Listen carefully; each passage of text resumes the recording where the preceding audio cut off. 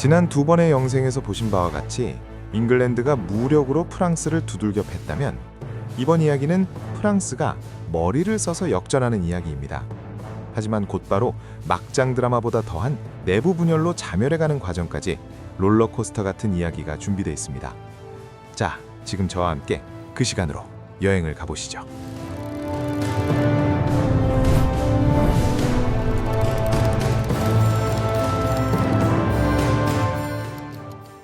지난 두 영상 보면서 속 좀 터지셨죠?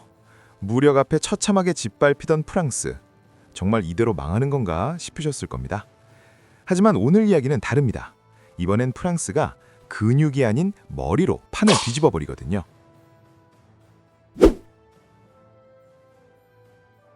자, 당시 프랑스는 그야말로 사망 선고 직전이었습니다. 왕은 포로로 잡혀갔지, 땅은 다 뺏겼지, 기사들은 전멸했지. 이게 나라인가 싶을 정도였죠. 이때 절망의 구렁텅이에서 프랑스를 구하기 위해 한 남자가 등장합니다. 바로 샤를 5세. 별명은 현명한 왕. 이 사람 이전의 프랑스 왕들과는 결이 완전히 달랐습니다. 아버지 장 2세가 기사는 무조건 정면 돌격을 외치던 무식한 근육맨이었다면 샤를 5세는 지독한 전략가였습니다. 사실 그는 몸이 너무 약해서 칼 한 번 제대로 휘두르기 힘들었거든요. 대신 그는 머리를 썼습니다. 요즘 말로 하면 아주 치명적인 뇌생남이었던 거죠. 그는 냉정하게 분석했습니다. 우리가 왜 졌지? 저놈들 장궁병이 사기구나. 평지에서 맞짱 뜨면 우린 다 죽는구나. 그럼 어떻게 할까? 안 싸우면 되지. 전쟁인데 안 싸운다니 이게 무슨 소리냐고요? 여기서 그의 최고의 파트너가 등장합니다. 바로 베르트랑 디 괴클랭 장군입니다. 이분 역사 기록에 정말 지독하게 못생겼다고 적혀있을 정도로 외모는 좀 그랬지만 싸움 하나는 기가 막힐 정도로 정말 천재적이었습니다. 두 사람이 머리를 맞대고 만들어낸 작전이 있었는데요. 사실 좀 이 작전이라는 게 아주 비겁했습니다. 하지만 돌아보면 프랑스에게 있어서는 더할 나위 없이 확실한 전략이었습니다.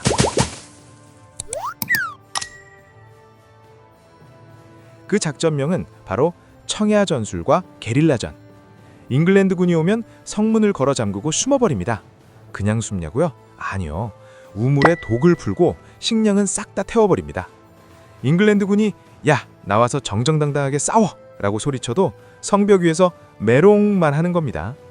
그러다 잉글랜드군이 배고프고 지쳐서 잠들려고 하면 그때 뒤통수를 갈겨버리는 거죠. 이 더러운 전술에 잉글랜드는 미쳐버립니다. 결국 잉글랜드의 땅을 야금야금 빼앗기 시작하더니 샤를로세가 죽을 때쯤엔 프랑스가 빼앗겼던 땅의 대부분을 되찾아 버립니다. 기적 같은 대역전극이었죠. 자, 여기서 끝나면 참 행복했을 텐데 역사는 잔인합니다. 1380년 프랑스를 구한 영웅 샤를 5세와 디 괴클랭이 거의 동시에 세상을 떠납니다. 그런데 기가 막히게도 바다 건너 잉글랜드에서도 전설적인 에드워드 3세와 흑대자도 비슷한 시기에 사망한 겁니다. 양국에 힘 좀 쓴다는 거인들이 한꺼번에 사라진 겁니다. 그 빈자리를 누가 채웠을까요? 그들은 바로 잉글랜드엔 10살짜리 리처드 2세, 프랑스에는 11살짜리 샤를 6세가 즉위합니다. 참 역사란 생각해보면 재미있는 부분이 많았습니다. 그런데 여러분, 나라에 어른이 없고 꼬마 왕들만 남으면 무슨 일이 벌어질까요? 우리가 역사 드라마에서 많이 보던 바로 그 장면. 그렇죠. 권력을 잡으려는 어른들의 추악한 집안 싸움, 바로 헬게이트가 열리는 겁니다. 특히 프랑스의 상황은 공포영화 수준으로 치닫습니다. 어린 왕이었던 샤를 6세. 1380년 12살의 나이로 아버지인 샤를 5세의 뒤를 이어 왕에 오르는데 어린 나이라 숙부들인 앙주와 베리 그리고 부르고뉴파의 공인 장 1세의 섭정을 받으며 통치를 하기 시작합니다. 1388년 향년 20세가 되는 해에 어엿한 성인이 되면서 숙부들을 몰아내고 친정을 선포하게 됩니다. 아버지 시대의 유능한 신하들을 다시 등용해서 국가를 아주 효과적으로 운영해 나갔습니다. 사랑받는 왕이라는 별명까지 얻으면서 프랑스의 미래가 밝아 보였습니다. 하지만 1392년 여름, 이 모든 것을 뒤바꿀 운명의 날이 찾아옵니다. 사냥을 나가던 왕이 갑자기 눈이 뒤집혀더니 자기 호위 기사들을 칼로 찔러 죽이기 시작합니다. 배신자다! 배신자가 나타났다! 소리를 지르며 미쳐 날뛰었죠.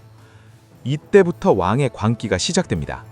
사실 여기에는 역사적 기록에서도 나오는 그의 외할아버지인 부르봉 공작의 피해를 일세에 유전적 요인이 기인되었을 가능성이 높다고 평가되어지고 있습니다. 샤를 6세의 정신적 불안, 그 중에서도 가장 기괴한 증상은 바로 유리망상증이었는데요. 내 몸은 유리로 되어 있어! 건드리지 마! 깨진단 말이야! 그는 몸이 깨지는 것을 막기 위해 옷 속에 쇠막대기를 넣어 몸을 보호했고 누가 다가오기만 해도 비명을 질렀습니다. 어떤 날은 자기가 왕인 것도 있고 자기 아내인 이자보가 찾아와도 저 여인이 누구냐? 내보내라고 소리지기도 하죠. 또한 늑대처럼 울부짖으며 궁궐 복도를 뛰어다녔다고 하니 왕이 저 모양이니 나라 꼴이 어떻게 되겠습니까?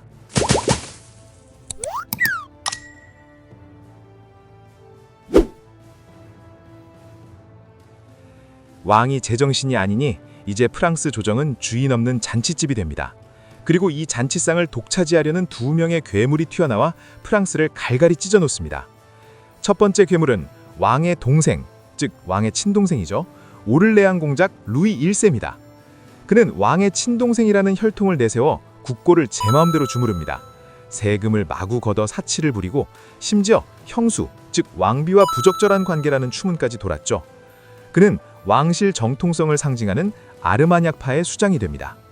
두 번째 괴물은 왕의 사촌인 부르고뉴 공작 장 1세입니다. 프랑스에서 가장 부유한 부르고뉴 영주였던 장은 파리 시민들의 인기를 등에 업고 루이와 대립합니다. 그는 루이가 권력을 휘두르는 꼴을 도저히 참을 수 없었죠.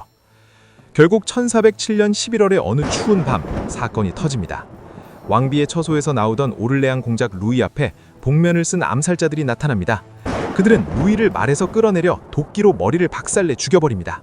범인은 바로 사촌형인 부르고뉴 공작 장이었습니다. 이 사건으로 프랑스는 완전히 두 쪽이 납니다.